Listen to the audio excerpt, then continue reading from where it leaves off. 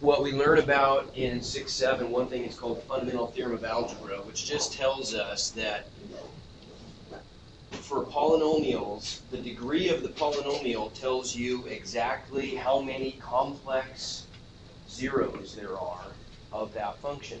Okay, so in other words, if we have a third degree polynomial equation, cubic polynomial equation, standard form, z equals 0, then we know there are going to be for sure 3 complex zeros. Complex means they could be imaginary, or they, let me everybody put away all the distractions just a little bit. I want to have your attention for just a little bit.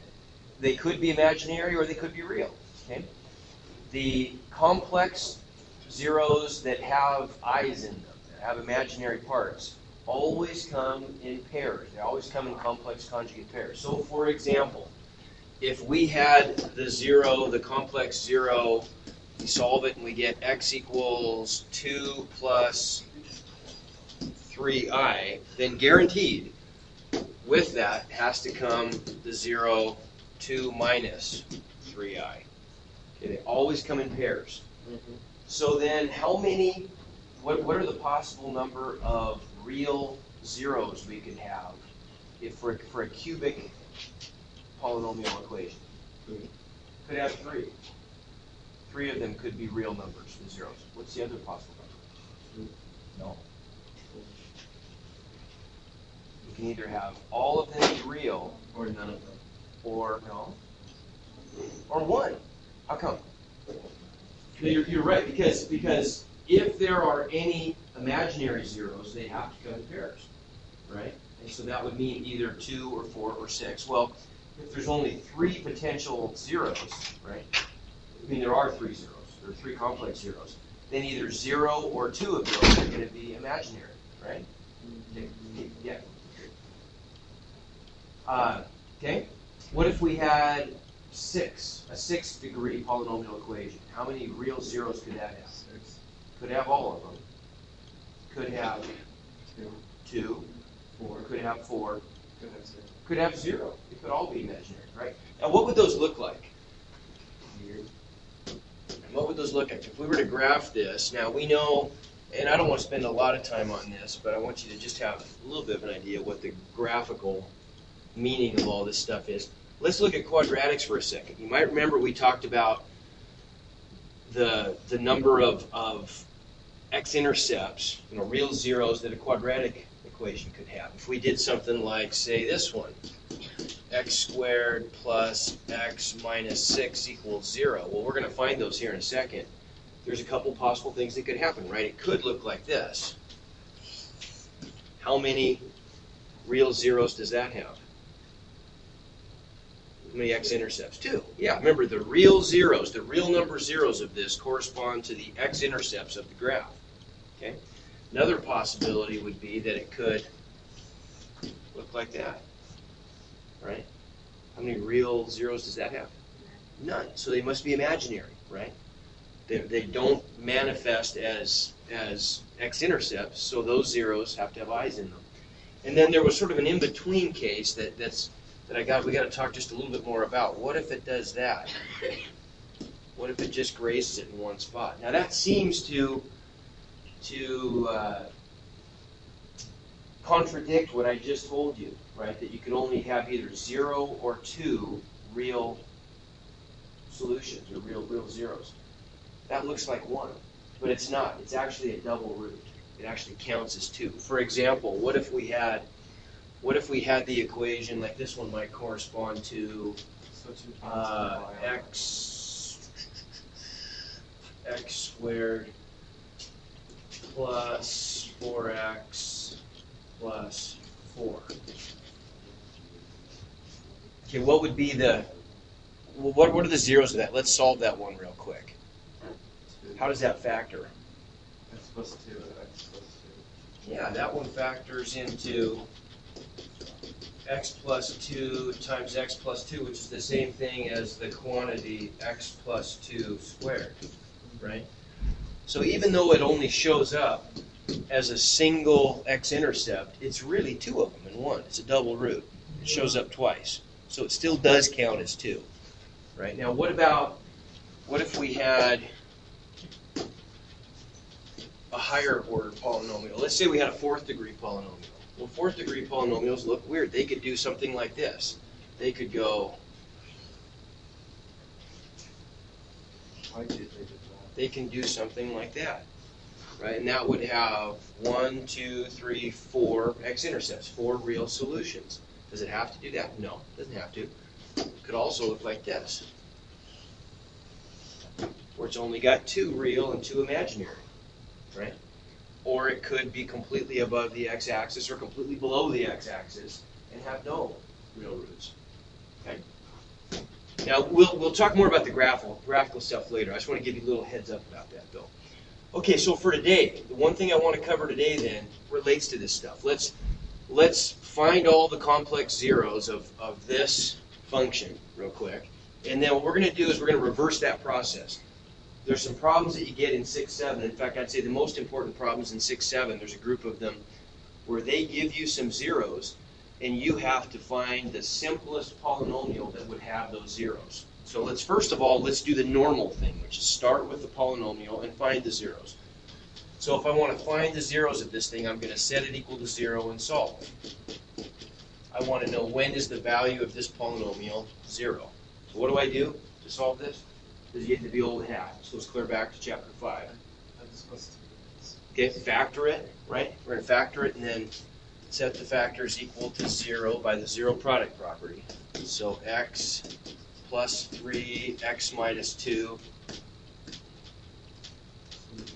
And that gives us our zeros. What are the equations we end up getting then from these? If I set these equal to 0, well, pretty easy.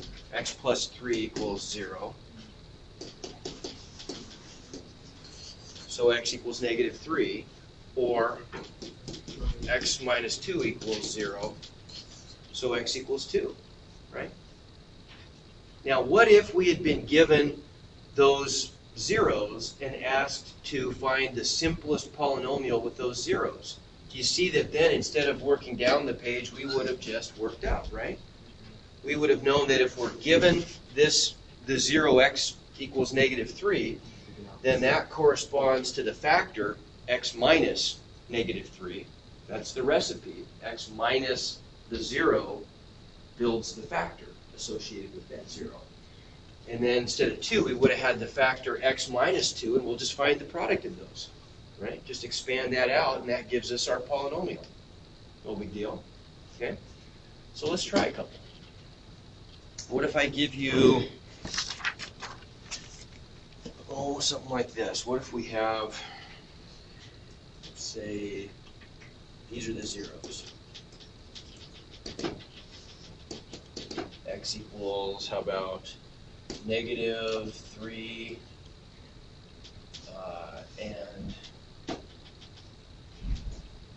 let's do 2i and negative 2i. Okay. Now these two make sense together, don't they? Because those are a pair. There's that complex conjugate pair we talked about. If I write this one out as a complex number in the form a plus bi, well, it's just 0 plus 2i. There's the real part and there's the imaginary part. And this one is just the complex number 0 minus 2i. So those are the two that go together, right? Same terms, just different sign between the terms. Okay? So how would I turn this into a polynomial then? If I'm given the solutions, I'm going to reverse it. Okay, got to turn these all into factors. So this one's going to become x minus negative 3. So there's the factor that goes with that 0. What are the factors that go with these zeros? What's this one going to be? Yeah, x minus 2i. Same rules apply for imaginary zeros as they do for real ones. Just x minus the 0 is the factor. X minus negative 2i. Okay, that is the function. All I have to do, it's just written in factored form. I just have to unfactor it. I have to expand it out. Okay, now here's a little hint. Well, you tell me, what what do you suppose is the best way to FOIL this out? Normally it doesn't matter. Well, I mean, factor FOILing is just distributed. Normally, if I were going to distribute out 3 binomials, it wouldn't really matter the order. I just take 2 of them, FOIL them out, get an answer, and then distribute the other. You think that applies here? I mean, it does, but Probably not because of imaginary numbers. you know, what about those imaginary ones? Aren't they the Yeah, we're going to want to deal with those first, aren't we? Because when we multiply these conjugates together, the i's are going to go away. Now, if I were to multiply, say, the first 2, that's going to get a little bit complicated. Then I'm going to get some terms without i's and some terms with i's, and then I got to distribute all these through, and all the i's will eventually cancel, but it's going to be a more complicated process. It's always better. So, moral of the story, I've kind of made that longer than I needed to probably. Moral of the story is when you're reversing this process, you always want to combine the factors that go with the complex conjugate zeros first. Always makes things much easier. So if I FOIL these out, look what happens. I just get first times first is x squared plus 2ix minus 2ix. Cancel. Go away. And then I get minus 4i squared. But what's I squared? Negative 1. So this just becomes x squared plus 4. Right? And then I'll just multiply that through by x plus 3, and we're done. Just distribute this. That's it. Escape. Okay? Okay, what about this one? What if I'm given these zeros? Say we get x equals 1, 2, negative I, and 2 plus I. Yeah, think about that one for a second. What's the, it gives me 4 zeros there. I want to make the simplest polynomial that I can from this. What's the smallest degree that polynomial will have? Yeah, very 4.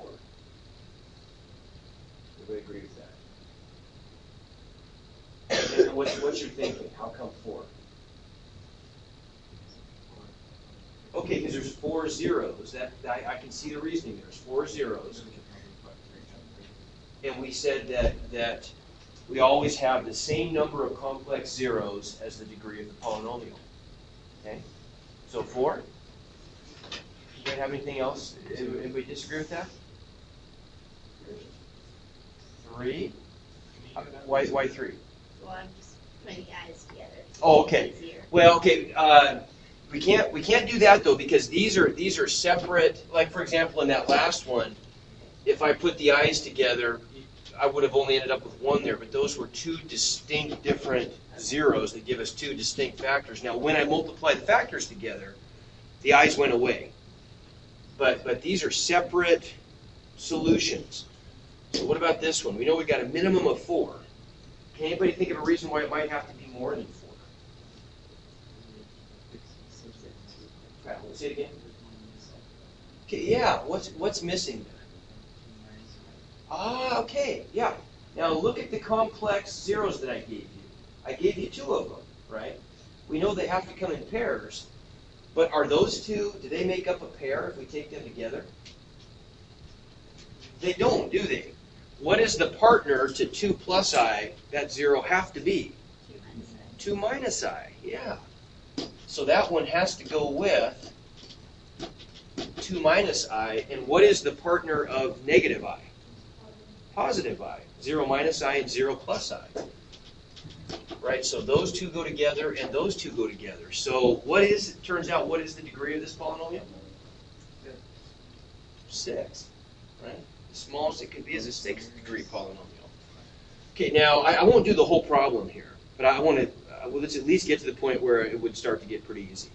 What are the factors associated with these zeros? Well, those are pretty simple. What's that one?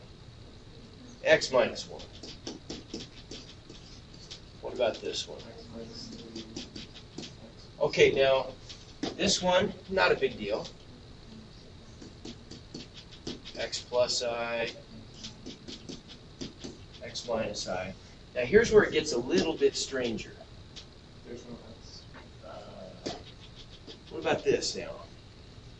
We have to follow the same logic as before. What was our recipe for finding a factor that we associate with a 0?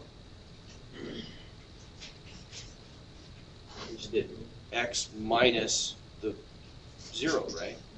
So then this would be, if I look at this one right here, Negative 2 minus I. it's going to be X minus the quantity 2 plus I. And this one's going to be X minus the quantity 2 minus I. Right? Now, wouldn't you agree that all of these are pretty simple? This stuff over here, when I combine all this stuff, it's not a big deal. These two I just FOIL out normally, right? If I, real quickly, if I do that, I'm going to get, what, x squared minus 2x minus 3x, so minus 2x and minus x gives me minus 3x and plus 2, done, right? What about these two? Well, x squared I squared. minus I, or minus xi plus xi, those cancel. Minus I squared is just plus 1, done. This is the part that's a little tougher. Right now, I'm going to give you a little shortcut on this one. It's very helpful. When you're doing something like this, and this might seem like just an isolated weird example, but you do this a lot more in the future in math. You'll do stuff like this. So this is a trick that'll come back and you'll get to use later also. Rather than foiling this out the way it is, it would work, but it's a little bit complicated. Here's what you do. If I distribute this negative sign, watch how this works. If I distribute the negative sign to both parts, look what this ends up looking like. It looks like x minus 2 minus I, right, times x minus 2 plus I. Okay, now let's just flip this around. So we're going to group that first part, being as it's the same. Agreed? Now, don't those two look like simpler complex conjugates? I've got something minus I times something plus I, just like we had up here. So when I FOIL that out, aren't I just going to get the first term squared, right? And then the cross terms cancel. I get plus I times x minus 2 minus I times x minus 2. They'll cancel. And then the last term I get is minus I squared, which is plus 1. That's not so bad. Right? You see that little trick? So all I'm going to do is redistribute. I'm going to redistribute so the imaginary part up here is all by itself. Okay? You don't have to do that. You're going to get the same answer either way, but it saves you about 4 lines of algebra if you do that. So just regroup the first two terms, put the I term by itself, and then I can just FOIL that out, which is simple. That's an easy chapter 5 problem. Then just add 1 to whatever I get. And that's the factor I get from these two. And then there's some work to do in a problem like this. Then I'd have to go through and distribute that all the way through, get this answer, distribute it all the way through, and it's just kind of busy work. But it's nothing really complicated at that point. Make sense? Okay? All right, I think I've talked enough. Let's go work on this stuff.